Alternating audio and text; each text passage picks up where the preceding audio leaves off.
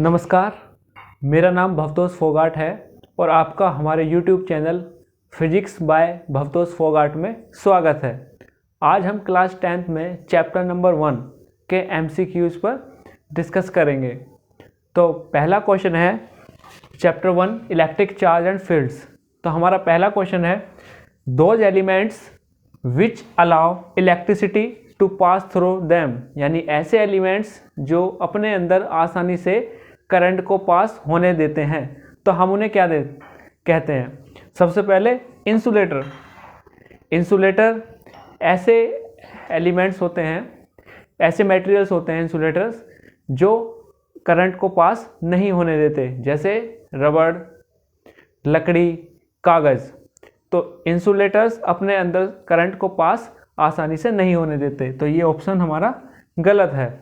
अब सेमीकंडक्टर होते हैं जिनकी कंडक्टिविटी इंसुलेटर और कंडक्टर्स दोनों के बीच में होती है, यानी रूम टेम्परेचर पर ये इंसुलेटर का काम करते हैं और जबकि टेम्परेचर बढ़ने पर ये कंडक्टर का काम करते हैं। तो ये भी नहीं है।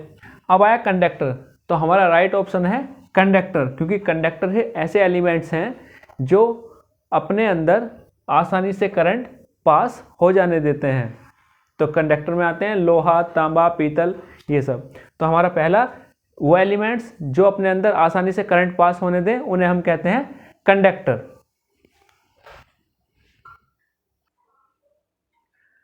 क्वेश्चन नंबर 2 ये कहता है एक ऐसा apparatus, a simple apparatus to detect charge on a body, यानी एक सिंपल एपरेटस जो किसी भी बॉडी पे चार्ज को डिटेक्ट करता है कि पॉजिटिव चार्ज है या नेगेटिव चार्ज है या उसकी चार्ज की क्वांटिटी कितनी है।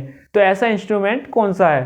तो अगर हम बात करें ऑप्शन ए एमीटर, तो एमीटर का इस्तेमाल हम करते हैं करंट को मेजर करने के लिए।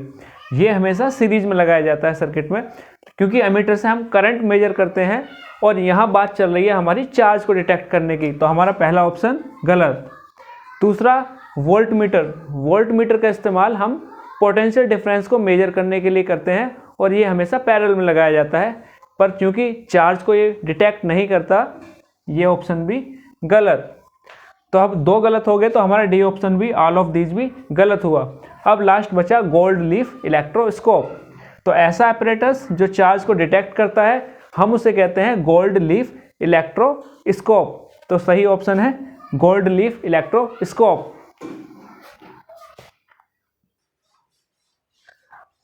Question number 3 as the process of sharing the charge with the earth, यानी अर्थ के साथ चार्ज को शेयर करने की प्रोसेस क्या कहलाती है।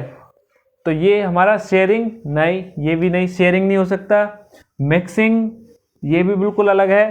पासिंग नहीं। तो क्या ऑप्शन बचा, सीधा अर्थिंग, यानी अर्थिंग ऐसी प्रोसेस है जिसमें हम चार्ज को अर्थ के साथ शेयर करते हैं। आपने भट्टे के ऊपर वो एक त्रिशूल सा देखा होगा लगा हुआ, जिसका सीधा संबंध अर्थ से होता है, यानी अगर लाइट उस पर पड़ी तो वो सीधी जमीन में चली जाएगी। ऐसे ही बड़ी बड़ी बिल्डिंगों में भी इस तरह कनेक्शन रखते हैं कि ऊपर से अगर बिजली गिर जाती है तो वो सीधा अर्थ में चली जाए।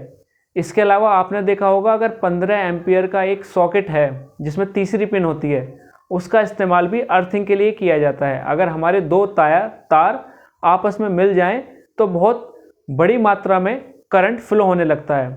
तो अगर अर्थिंग है घर में तो वो अर्थिंग से सीधा होता हुआ चार्ज ज़मीन में चला जाएगा और हम एक बड़े हादसे से बच जाएंगे। तो ये एक सेफ्टी डिवाइस की तरह भी इस्तेमाल होता है। तो इसे हम कहेंगे the process of sharing the charge with the earth is called earthing.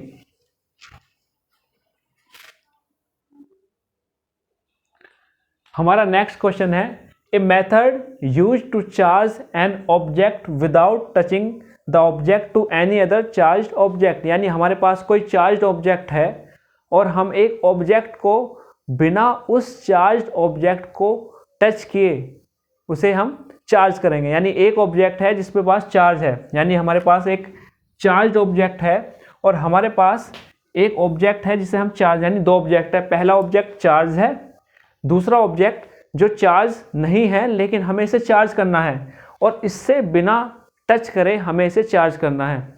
तो इसमें हम किस मेथड का यूज़ करते हैं, तो वो हमारा मेथड कहलाता है चार्जिंग बाय इंडक्शन।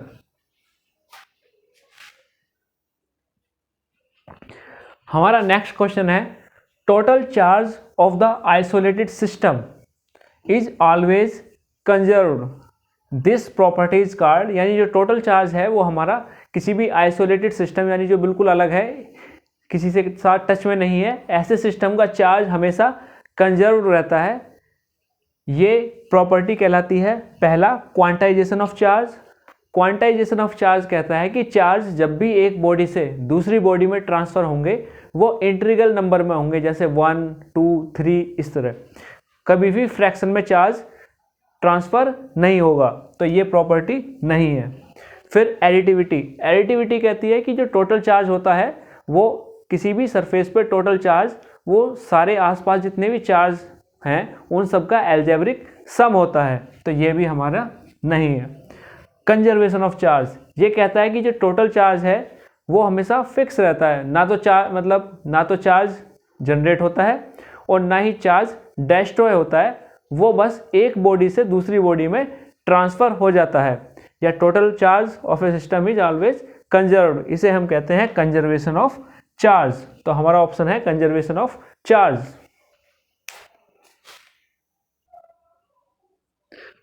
हमारा नेक्स्ट क्वेश्चन है for a positive charge the electric field will be directed radially fill in the blanks from the charge, यानी किसी भी पॉजिटिव चार्ज के लिए इलेक्ट्रिक फील्ड की डायरेक्शन किस तरफ होती है, तो इसका पहला ऑप्शन है इनवर्स, जबकि हम जानते हैं नेगेटिव चार्ज के लिए जो इलेक्ट्रिक फील्ड की डायरेक्शन है वो इनवर्स होती है, तो हमारा पहला ऑप्शन गलत।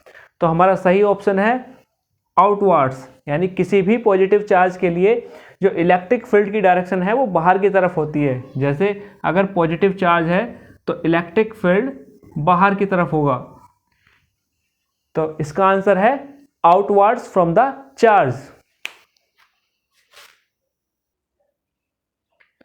हमारा नेक्स्ट क्वेश्चन है a graphical visual aid for visualising electric field, यानी कि ग्राफिकली अगर हम इलेक्ट्रिक फील्ड को पहचानने के लिए हम ग्राफ का इस्तेमाल करते हैं, यानी कि महसूस करने के लिए, इलेक्ट्रिक फील्ड को महसूस करने के लिए अगर हम ग्राफिकल मेथड का यूज़ करते हैं तो वो क्या होती हैं?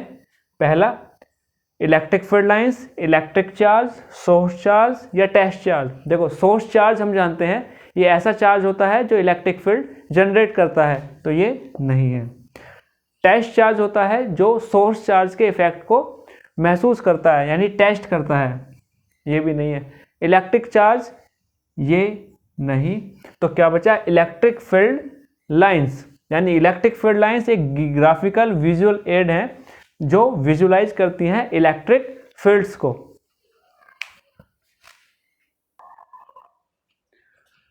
हमारा अगला सवाल है it is the measure of the electric fields through a given surface, यानी इलेक्ट्रिक फील्ड का मेजर होता है किसी भी गिवन सरफेस से इलेक्ट्रिक फील्ड को नापने के लिए, ठीक है। जो नापा जाता है वो क्या होता है? पहला इलेक्ट्रिक डायपोल, तो हम जानते हैं इलेक्ट्रिक डायपोल होता है दो इक्वल और अपोजिट चार्ज, यानी एक प्लस क्यू और माइनस क्यू, जिनका मैग्नीट्यूड सेम है लेकिन मतलब अपोजिट मैग्नीट्यूड, एक प्लस का क्यू दूसरा माइनस का क्यू हैं, दोनों क्यू बस साइन अपोजिट है, तो pair of equal and opposite charges separated by distance 2a, तो ये हमारा नहीं है। अब इलेक्ट्रिक डायपोल मोमेंट हम जानते हैं ये होता है product of charge into distance q into 2a, तो ये भी नहीं है।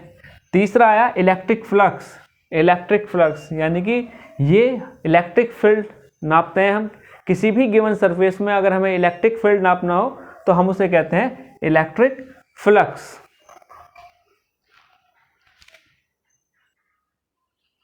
हमारा नेक्स्ट क्वेश्चन है the field of an electric dipole for points on the axis, यानी एक्सिस पे किसी भी, अगर हम किसी एक्सियल पॉइंट पे कोई एक पॉइंट ले लें डायपोल के एक्सिस पे, तो उस पे इलेक्ट्रिक फील्ड कितना होगा। तो इसमें अगर हम देखें ये वाला फॉर्मूला जहाँ पे E equal electric field, Q charge, हमारा R डिस्टेंस यानी P पॉइंट जो है डिस्टेंस पे यूनिट वेक्टर दिखा रहा है, और A यानी कि उसका डायपोल का मिड पॉइंट तक की दूरी, अब इसमें अगर हम देखें तो ये हमारा फॉर्मूला है electric field on an equatorial plane, जबकि एक्सिस पे हमारा फॉर्मूला होता है E इजकल टू ये हमारा इक्वेटोरियल प्लेन पे और ये एक्सियल पॉइंट पे Q upon 4πε0 4AR upon R square minus A square की पावर 2 यानी whole square into P vector.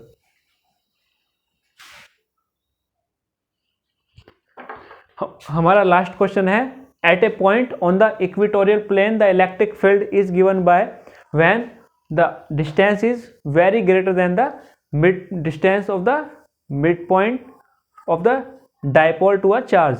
मतलब अगर हम निकालें किसी भी इक्वेटोरियल प्लेन पे जहाँ पे हमारा P है डायपोल मोमेंट वेक्टर यानी product of charge and the separation between the two pair of equal and opposite charges यानी Q multiply 2A dipole moment vector. तो इक्वेटोरियल प्लेन पे यानी कि ये हमारा डायपोल है, ये प्लस चार्ज माइनस चार्ज, और उसके बीचों बीच अगर हम किसी पॉइंट पे P पॉइंट पे इलेक्ट्रिक फील्ड निकालें तो वो कितना होगा।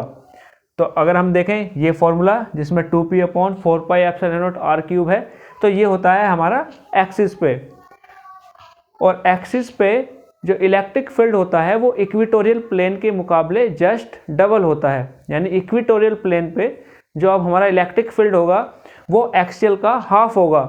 तो उसका फॉर्मूला है ये -P अपॉन 4πε0 r³। तो आप इनके बीच में रिलेशन देखेंगे, ये 2 की मल्टीप्लाई है यानी एक्सिस पे इलेक्ट्रिक फील्ड डबल होता है और इक्वेटोरियल प्लेन पे खाली P है यानी इक्वेटोरियल प्लेन पे इलेक्ट्रिक फील्ड एक्सियल पॉइंट के मुकाबले हाफ होता है। तो आज की वीडियो में इतना ही। अगर आपको पसंद आई हो तो लाइक ज़रूर कीजिए, और अगर सब्सक्राइब नहीं किया है तो सब्सक्राइब कीजिए और अपने दोस्तों को भी शेयर कीजिए ताकि वो भी इसका फ़ायदा उठा सकें। धन्यवाद।